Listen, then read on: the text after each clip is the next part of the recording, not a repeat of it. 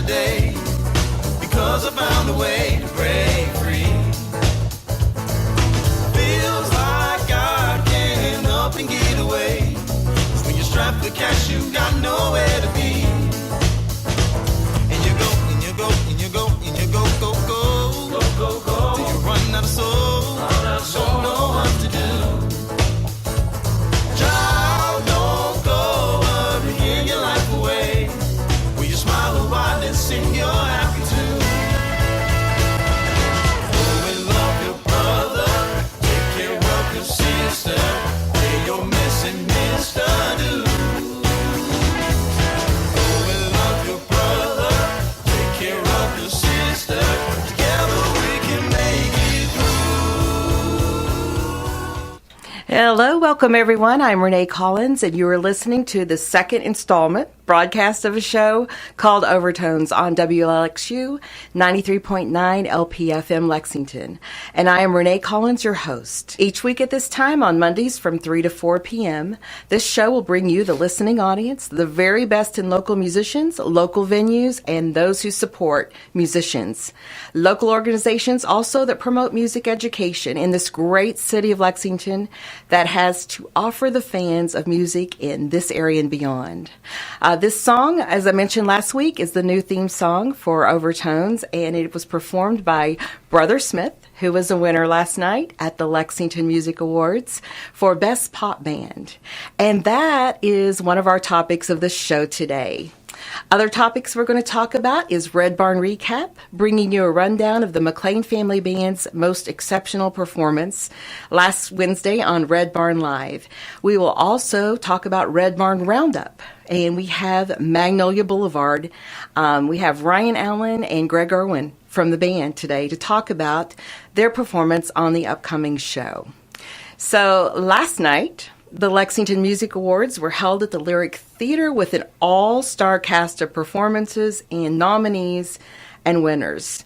And it was just a wonderful recognition for all of our local musicians, technicians, venues. And to break all of this down today, we have in the studio my, as we call in the business world, subject matter experts. So you all are SMEs this morning, SMEs. And we have, first of all, Matt Wickstrom to be a sidekick with me. And Matt is the host of a show that's on WLXU on Wednesday mornings from 9 to 10. The name of the show is Wicks Picks. Let's give a round of applause for Matt Wickstrom this morning. Thanks for having me.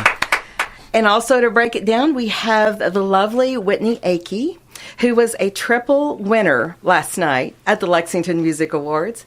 And I'm pretty sure if we would have had a red carpet competition, you would have won the fashion award. Oh, thank you. Your dress was absolutely beautiful. Everybody was raving about it in the audience. Just beautiful. And we have organizer and ceremony extraordinaire, David McLean. Let's give David a round of applause. I just want to say my dress was better than Whitney. It was. It was. The splash of green was a big hit. I really liked it. Also in the studio today, we have Vanessa Davis, who was a double nominee for Music Educator and Pop Act with us in, so we'll give him a round of applause. And then to kind of close it out, we have Greg Irwin and Ryan Allen, the guitarist and keyboardist for the great Magnolia Boulevard. By the way, winner of the rock category last night. Yeah. So wonderful. Let's give them a round of applause. So let's break down the Lexington Music Awards first. And Matt, you can chime in here wherever you want. Okay. We're going to talk about the talent. But first, let's talk to David McLean. And we also have Whitney chiming in here as well. So David is quite the industrious person. And before you talk about the Lexington Music Awards, would you mind breaking down for us all of the many things that your life is about and what it represents outside of the Lexington Music Awards this morning? Outside of the Lexington Music Awards. Well, we have Skinny Devil Music Lab is kind of the umbrella for all the various Skinny Devil projects, like Skinny Devil booking. We book a lot of different shows and whatnot, and even including the spinoff from the Lexington Music Awards, LexiFest concert series and LexiFest Festival. We have the Academy of Guitar. We have just I don't know. I could talk all day. We just You really could. We just do all sorts of things, trying to provide lots of opportunities for musicians and whatnot. And of course, I record and perform and back up other artists and all that kind of wonderful stuff too. So. Well, we're the wonderful beneficiaries of your talent, David. Well, we're just very, very appreciative of all you do for the community. Just trying to do my part, trying to keep up. Well, Matt, you kind of saw the nominees list, and what is your kind of take on what you observed from the people that were nominated, and how do you think that contributes to the wonderful music scene that you write about quite often in Lexington? Well, I think I was excited to see a very diverse list of nominees. Both a lot of bands I'm very familiar with, and a lot that I could use some getting more familiar with myself. But it's always nice to see a slice of every part of Lexington's music scene, which just seems to be growing by the day.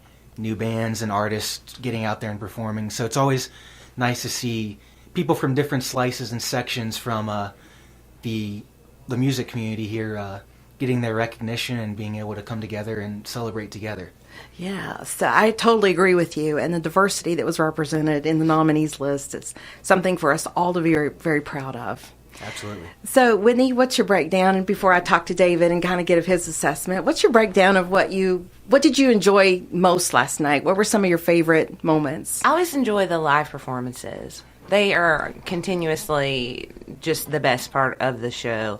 I don't think I can go anywhere else and sit in one room and get such a diverse array of local performances.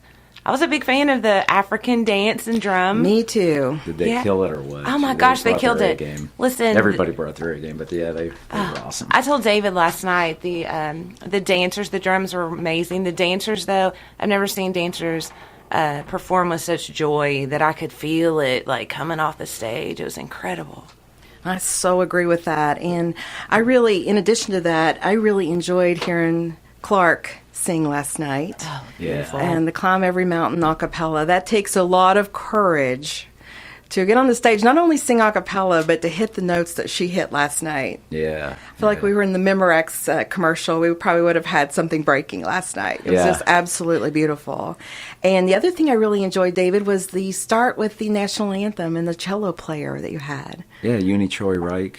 I met Uni years ago when she was playing with Michael Jonathan on Wood Songs, and I think we met when I was backing her, and then I've done a couple of projects with her husband Paul, and I always want to kick the show off right. So we've had as diverse as any one show is. That's kind of what we've done with the national anthem each year. The first year it was Miles Oslin. Miles just knocked it out of the park, and then we had Alan Robinson, buddy of mine, guitar player, Berkeley grad, and just slayed it.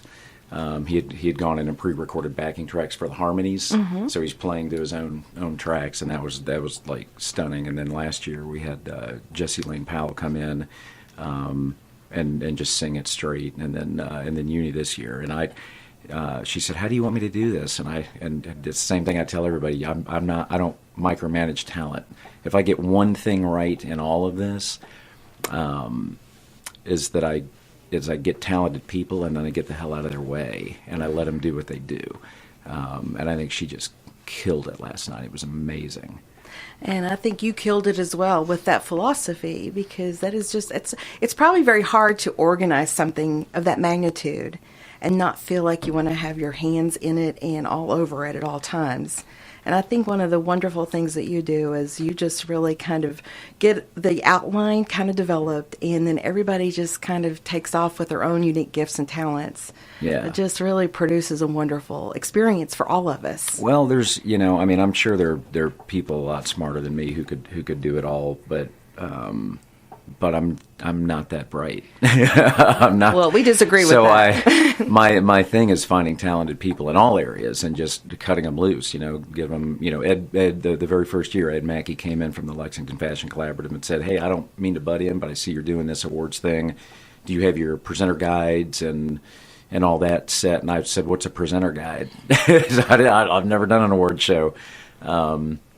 And he came in, so all the lovely models, you know, he got them outfitted with local designers. All the dresses you saw last night are from local designers, made from, you know, locals and local models wearing them, and they come out and they're the presenter guides. And Ed has handled that. The Lexington Fashion Collaborative been on that, on top of that since day one.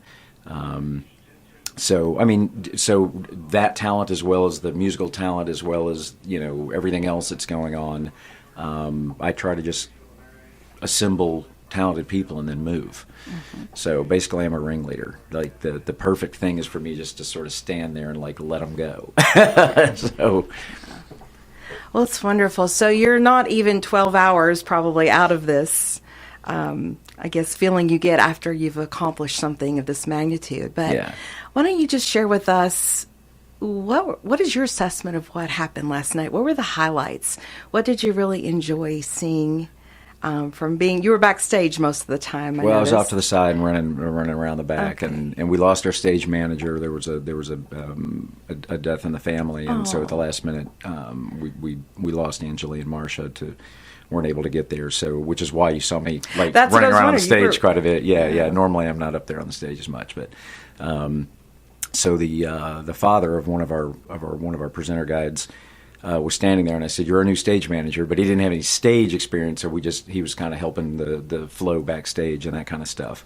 But as far as highlights, you know, you're asking the wrong person there, because I work real hard like on the diversity of the music performances.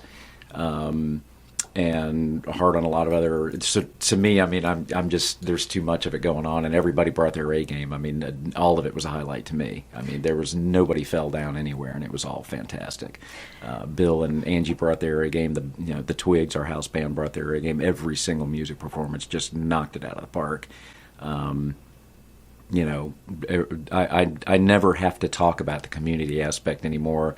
Because, you know, whether it was Gail Winters or Trip Bratton or DeBron Thomas or everybody who was going up was talking about, you know, Miles Isles, and everybody was getting up talking about community and whatnot. I think Whitney said a little bit about that too, as a matter of fact, if I recall. I mean, just so everybody's talking about the strength of the local music scene. So all that, I was just like beaming the whole time. I mean, you had a smile on your face. I had a smile on my face the whole time. So yeah, all of it, the Lifetime Achievement. So speak to that if you don't mind. Can you go over those names and kind of give us your perspective on what that meant to you to have those people represented last night? That means the world to me.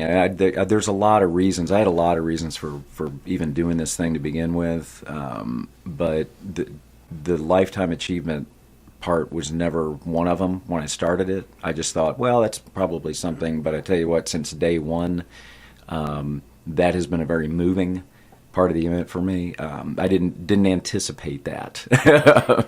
I just thought it would be good to honor people who'd been around for a long time, and there hadn't been any kind of awards program, so there was no. I mean, they had recognition during their careers, of course, but sometimes it's nice to get that peer and community recognition, and so that part from day one has blown me away unexpectedly, but it's really moved me very, very much so. Well, thank you for being here in this studio with us today to kind of talk about this just very important event. We're so looking forward to next year. And I'm sure for you, today probably starts the process of thinking about next year. Oh, I started thinking about next year about 6 to 8 weeks back. Yeah. That's what I think a lot of people don't really understand, is that this is a year-long process for you and for everybody that participates in this. Yeah. And that we all start thinking about those things coming up. Oh, yeah, because it takes a lot of... There's a lot of moving parts on this. It's not like a normal show. I mean, it sort of is. I mean, but it's kind of like if you did a bunch of shows and kind of crammed them into one. There's just a lot of moving parts, so it takes a little more pre-planning to pull one of these off smoothly. So, well, wonderful. Yeah, but I did want to... I'm sorry, because I got side. I went off in the weeds because I haven't slept much, and you'd asked me to break down some of the Lifetime Achievement. Yes. Recipients last night. We had Ron Crowder, fantastic blues guy. He spent years in California and down in Memphis and did all sorts of stuff, and then came up here. I don't know, came back here like 20 years ago, I think it was. And he's just fabulous. If you've not seen Ron live, you got to go see Ron Crowder live. great harp player too, great blues harp player. We had him up. In fact, last year we had a blues blowout with 4 incredible guys, including one of our guys who was on stage last night, G Busy. And then of course Sarah Holroyd, who just I had been unaware of her until a couple of years ago, and that to me, she's sort of the perfect. I don't know how do I say it? What's the word I'm looking for? Like just the one of the reasons we do this, because we all think we know the music industry so well, and none of us do at all. We know our slice of it, but you look and go, how? Once you see her whole story and everything, 26 years of, and how did I not know about this person? And every time you turn a page, you're learning more about what she's done. I mean, I'm not even going to attempt to list everything that she's done here, but to me, she was kind of the perfect summation of that, because it's like, if you're saying who is that, then it kind of proves the point that none of us have a grasp on how deep and rich this music community truly is. And just to kind of piggyback on that, sure. I think one of those reasons is when she did retire from music education at the University of Kentucky, she went right into nursing. Yeah, she did a few years over at UK, was it? Yeah, so she became a nurse, and so there was that other gap. That probably just a more quieter type of career that doesn't get a lot of applause. You're not on stage. Sure. But she really combined the qualities of music and how they can heal patients. And I thought that was a very, just a wonderful thing about her. So, yeah. And then you can continue with the other one. Oh, sure. Yeah. And then T.D. Young, and I was so thrilled about T.D. because T.D. has won the Blues Award every year. He's owned his own club for decades. He has been chosen as a winner. I don't know if he's ever had a break in years, representing the area and the Kentucky Blues Society in Memphis for the International Blues Challenge, and he was finalist this year. So he had and every year he almost misses because the two events are like so close together. So he literally like leaps in the car and dashes back just in time for the awards. And so for him to come in after all that and get the lifetime achievement, that was really awesome too. And then Montgomery Gentry, of course, Troy dying earlier.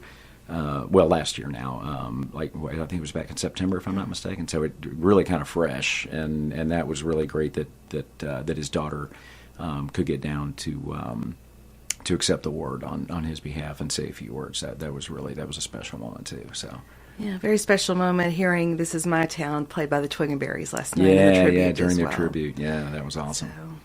Well, thank you so much for being with us here today. And I'd like everybody here to give David a round of applause for what he's done for this community.